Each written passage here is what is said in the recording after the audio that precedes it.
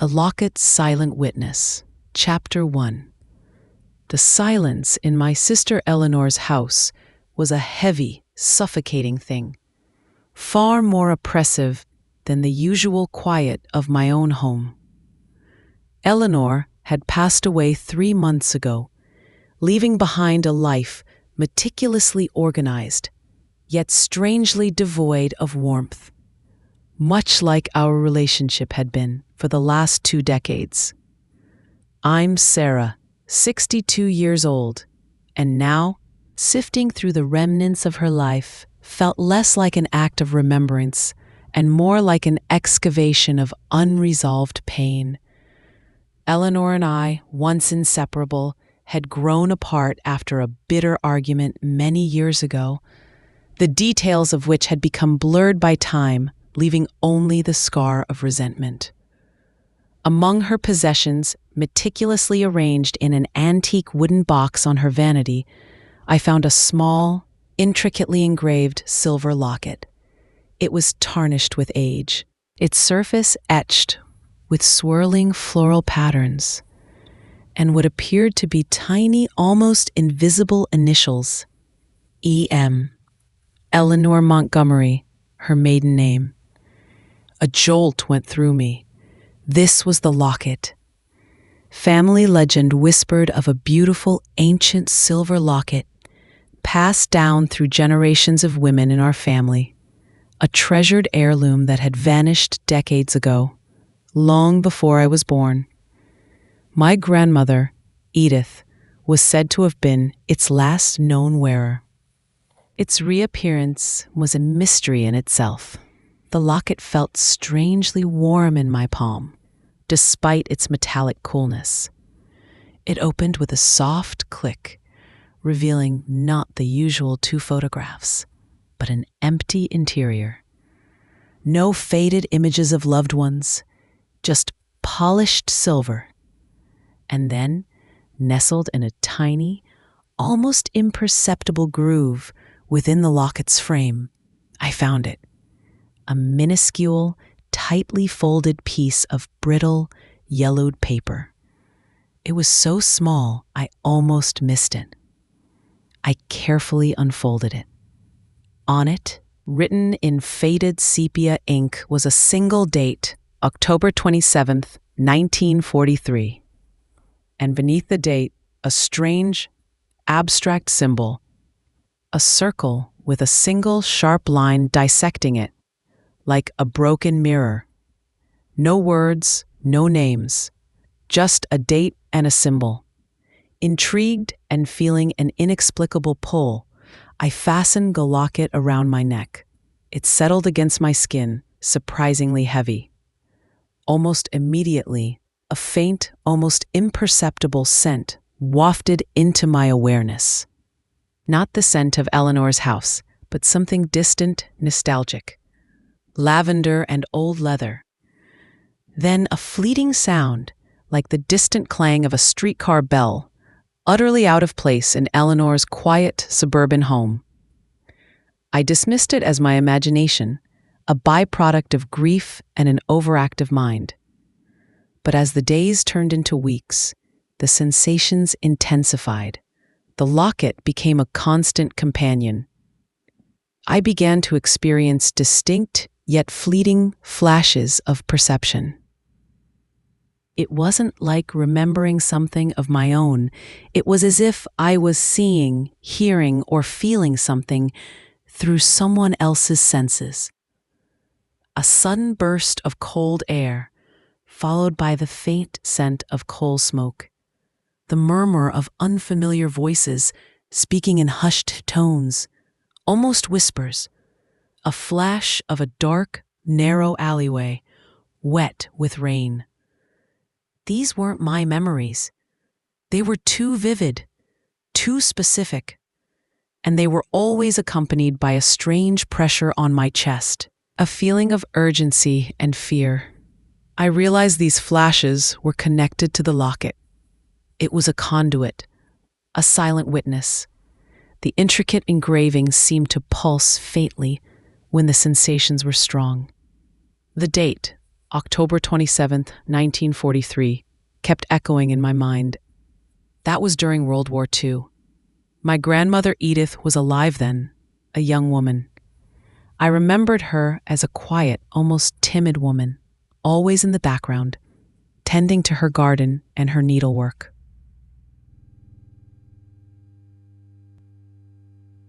Could these visions be hers? It seemed impossible, so far removed from the Edith I knew. My research began with the locket itself. I found an old, faded photograph of my grandmother, Edith, from the late 1930s. Pinned to her dress, clearly visible, was the very same locket. It confirmed her ownership. This locket was a repository of her experiences, her unwritten history. My quiet, unassuming grandmother. What secrets could she have held?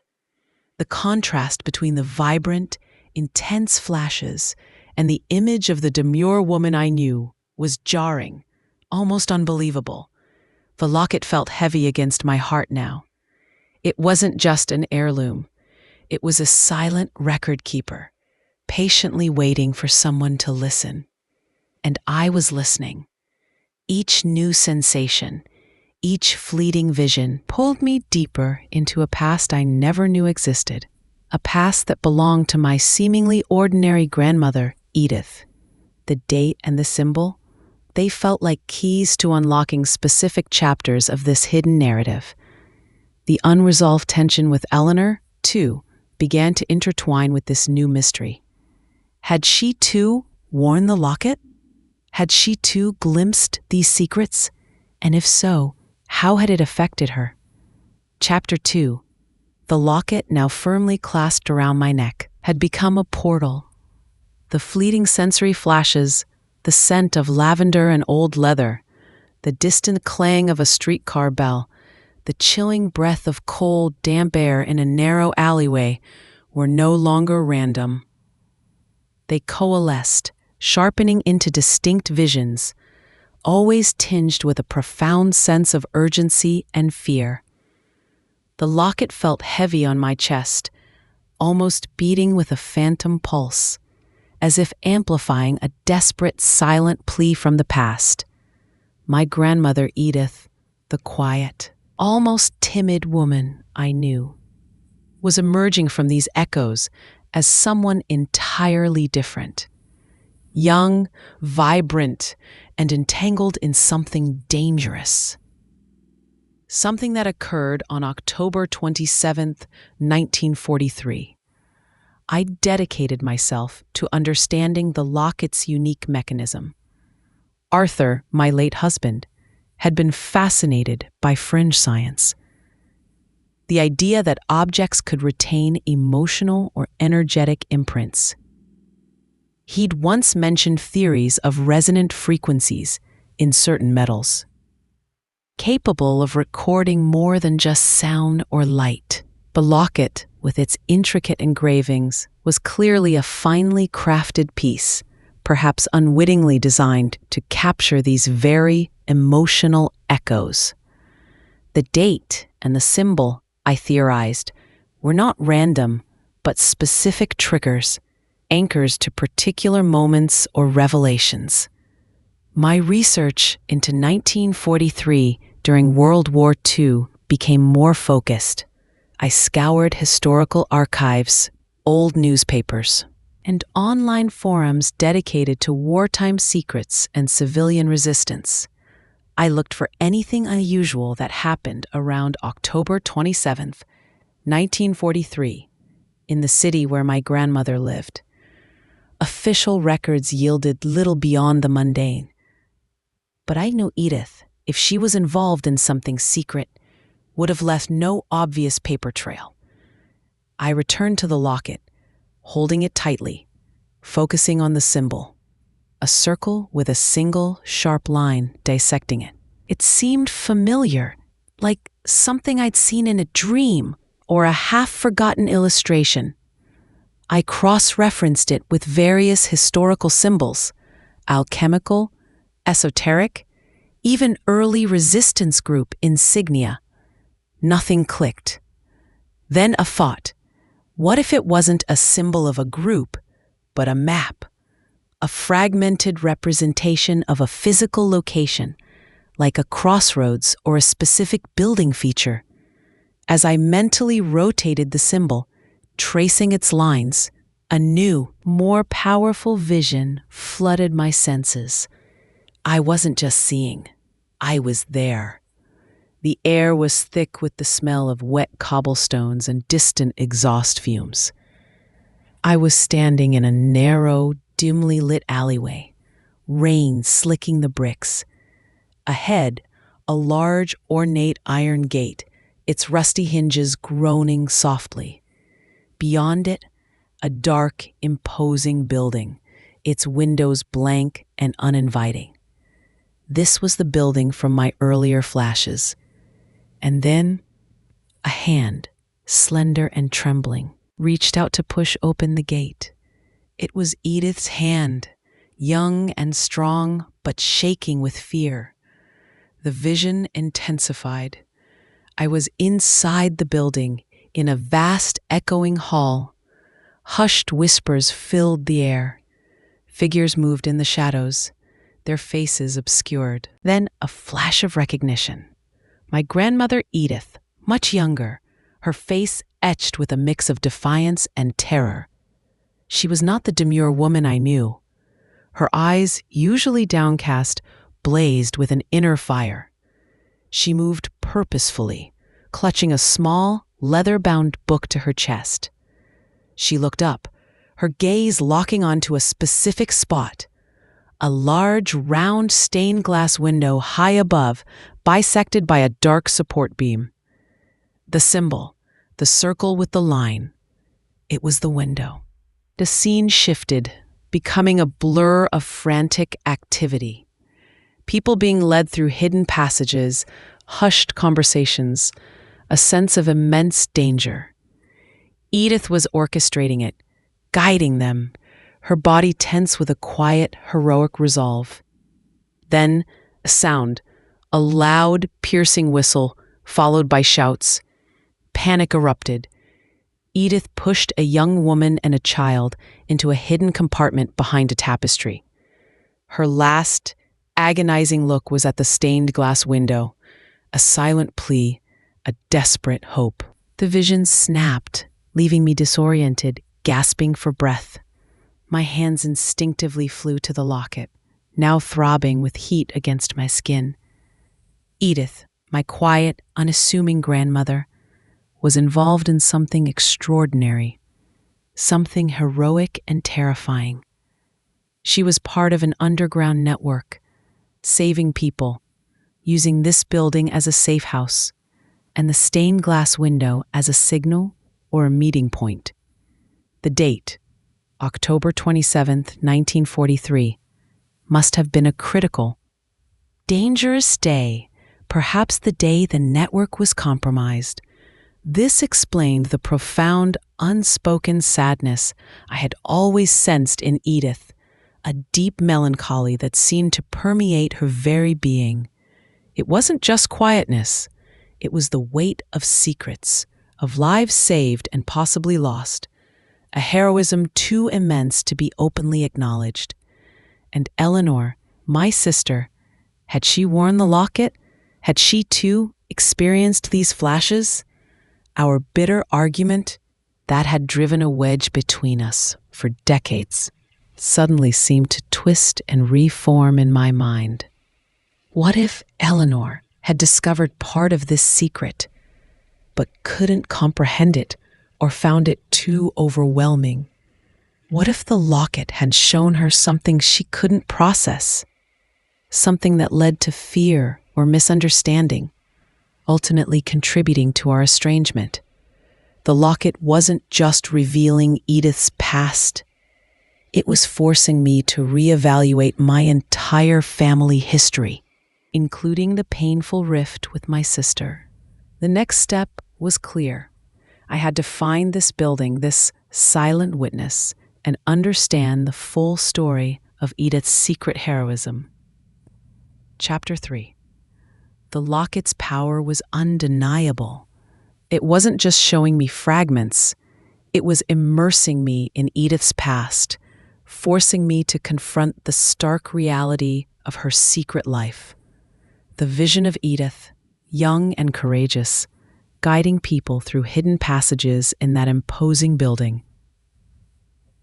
Her eyes fixed on the stained glass window had profoundly shifted my perception of her. My quiet, unassuming grandmother was a wartime hero, a silent sentinel in a desperate, dangerous time. The date, October 27th, 1943, now felt like a pivotal moment. Perhaps the day her world, or the network she served, shattered. My first task was to identify the building. The visions were specific enough: a large, institutional-looking building, an ornate iron gate, and that unique stained glass window.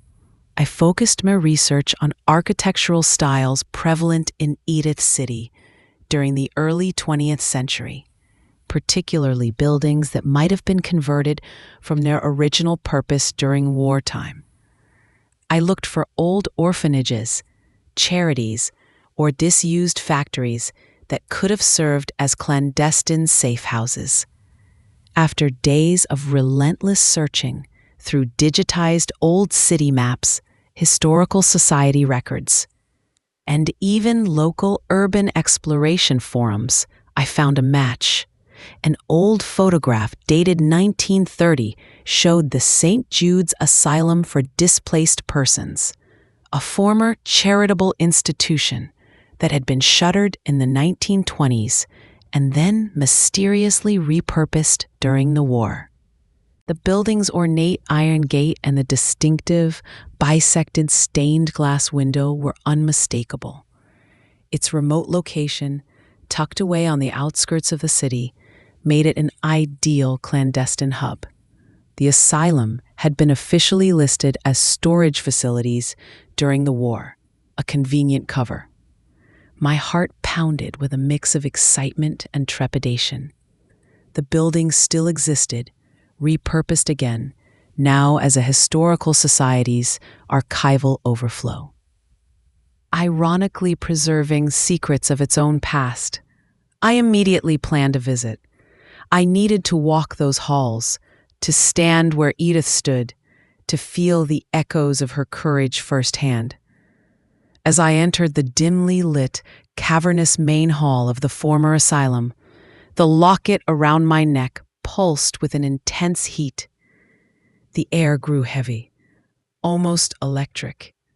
I found the very stained glass window from the vision, high above, its light filtered through the dust of decades. And as I looked up, a locket's power surged, pulling me into a complete, immersive flashback. I was Edith. I felt her worn shoes on the cold stone floor, the rapid beat of her heart against her ribs. I saw the desperate faces of the people she was helping. Families, children, refugees, their eyes wide with terror and hope. I felt her fear, but also her unwavering resolve. She was guiding them, whispering reassurances, moving with a silent efficiency.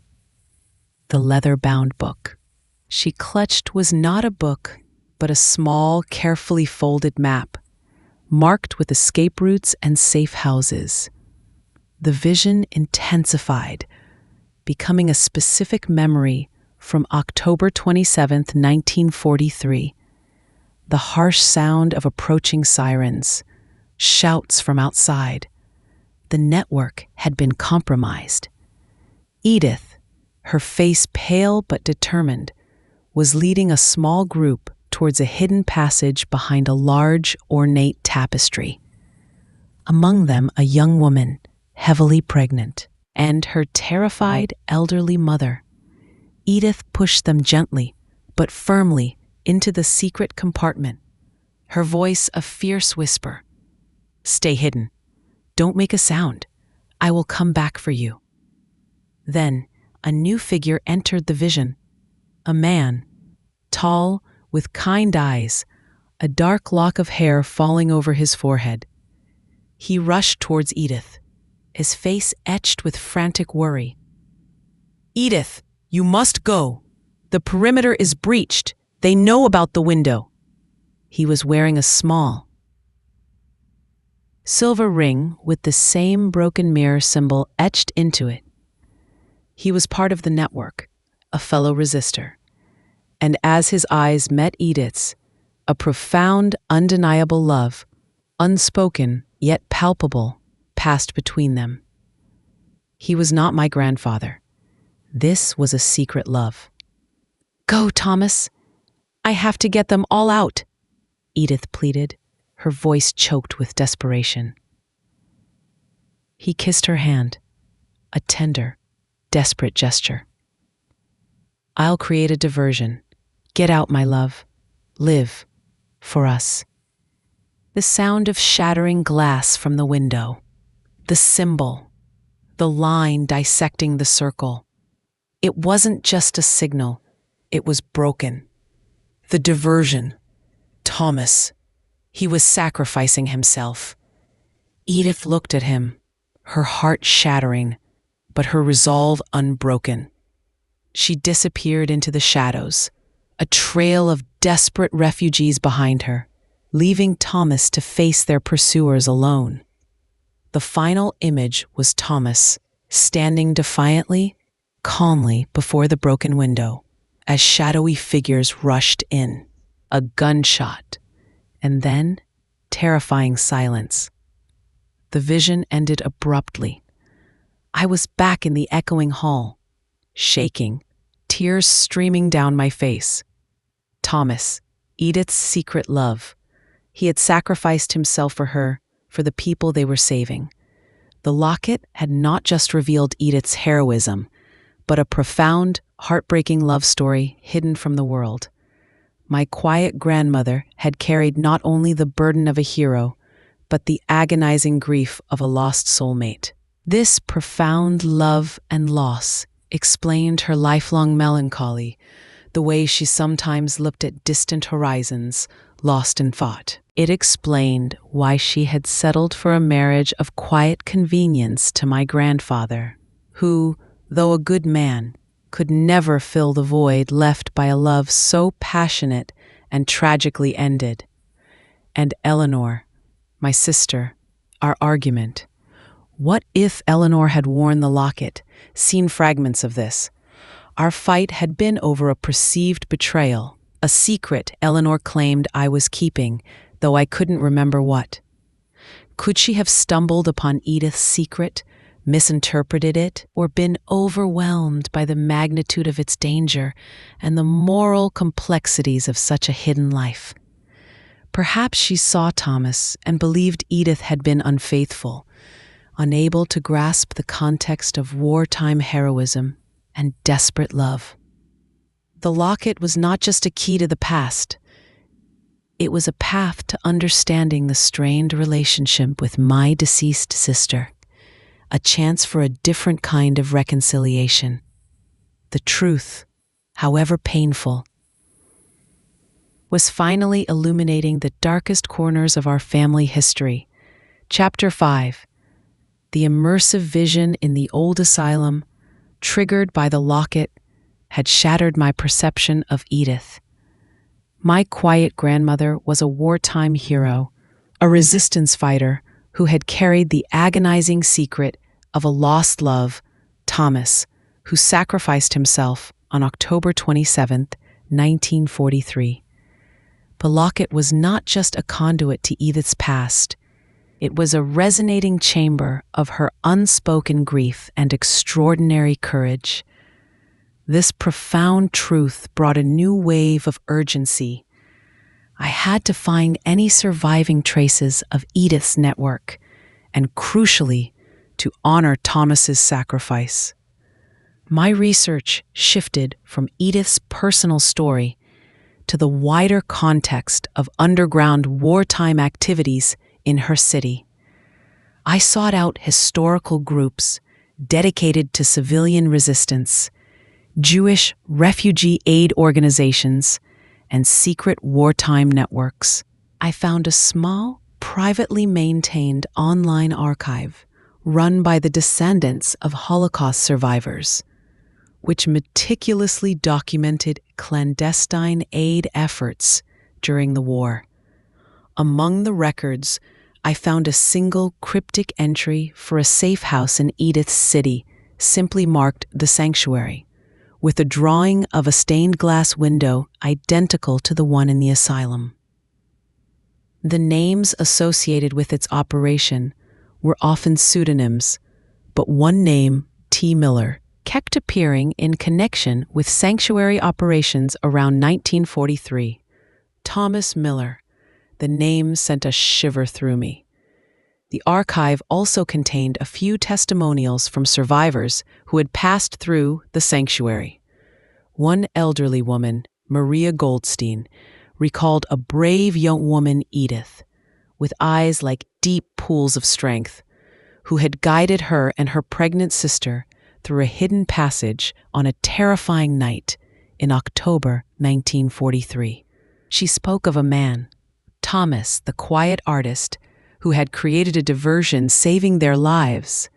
Maria, incredibly, was still alive, living in a quiet retirement community in a neighboring state.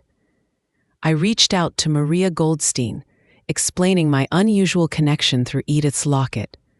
Maria, frail but with a sharp mind, welcomed my call. Her voice was raspy with age, but vibrant with the memories she had carried for decades. "Edith," she whispered, "a true angel. She saved my sister, pregnant with her first child, and me from certain death. We thought we would be caught that night. But Thomas, he gave us the chance to escape." Maria confirmed the network's purpose, helping Jews and other persecuted individuals escape the city. The sanctuary was one of their most dangerous but effective safe houses. Thomas, Maria explained, was a gifted artist who used his knowledge of the city's old buildings and his artistic cover to scout routes and create diversions. He and Edith were not just colleagues. Their deep love for each other was an open secret within their small, desperate circle. He would draw tiny birds, like symbols of freedom, and hide them in places only Edith would find, Maria recounted. A silent language between them. The bird symbol on the locket. Maria also mentioned a specific detail that pierced my heart. Just before their escape, Edith had pressed a small, wrapped bundle into Maria's sister's hand. It was a tiny hand-knitted shawl, Maria said, and a small wooden bird, beautifully carved. Edith said, "For the little one, a promise of a safer world." Edith, even in her terror, had thought of the unborn child. This profound heroism and devastating loss, so long buried, finally brought me to my sister, Eleanor. The bitter argument that had separated us for decades had always haunted me. I remembered Eleanor accusing me of being too absorbed in secrets, of living in a world of fantasy. I dismissed it as her usual practicality, clashing with my more introspective nature. But now it clicked. Eleanor, my practical, grounded sister, had inherited the locket years before me. Perhaps she had worn it. Perhaps she had experienced glimpses of Edith's secret life, the danger. The hidden love for Thomas, the clandestine work. Eleanor, unable to reconcile the image of her quiet mother with such a dramatic, dangerous double life, might have perceived it as a fabrication, a betrayal, a dangerous fantasy that threatened their family's carefully constructed normalcy. She might have seen Thomas and misunderstood, unable to grasp the context of wartime sacrifice and a love forged in the crucible of resistance. Her rigid sense of right and wrong, her need for order and clear truths, would have been violently shaken by such a revelation. It could have been too much for her to process, leading her to reject the locket and its secrets, and to a deep-seated resentment that poisoned our relationship. My insistence on believing in the unseen, my fascination with history, might have reminded her of the very fantasy she couldn't accept in our mother. This new understanding brought a wave of immense sadness, but also profound compassion for Eleanor. She hadn't been cold or dismissive. She had been overwhelmed and perhaps terrified by a truth she couldn't comprehend, a truth that threatened her carefully constructed reality. She might have buried it deep, just as Edith had. The locket, now warm against my skin, was no longer a burden of mystery, but a vessel of reconciliation. It allowed me to forgive Eleanor, to finally understand the unspoken reasons behind our rift, and to mourn the sister I truly lost, not just the one I argued with. My final act was to honor Edith and Thomas. I worked with Maria Goldstein's family and the online archive to formally document Edith's involvement with the sanctuary, ensuring her heroism and Thomas's sacrifice were recognized. I found the descendants of the pregnant woman Edith had saved. They had indeed received the shawl and the carved wooden bird, passed down through generations as a symbol of hope and a mysterious act of kindness. They wept when I told them the full story, finally understanding the origins of their family's most treasured possessions. The locket, a silent witness for decades, had finally spoken. It had not only revealed a hidden heroism and a tragic love story, but had brought forgiveness, reconciliation, and new connections to my own family. My quiet grandmother Edith and her secret love Thomas were no longer ghosts of the past. Their story, brought to light by a simple locket, resonated through time, a testament to courage, sacrifice, and the enduring power of love that transcends even the deepest of secrets, binding generations in a silent, unbreakable chain of remembrance.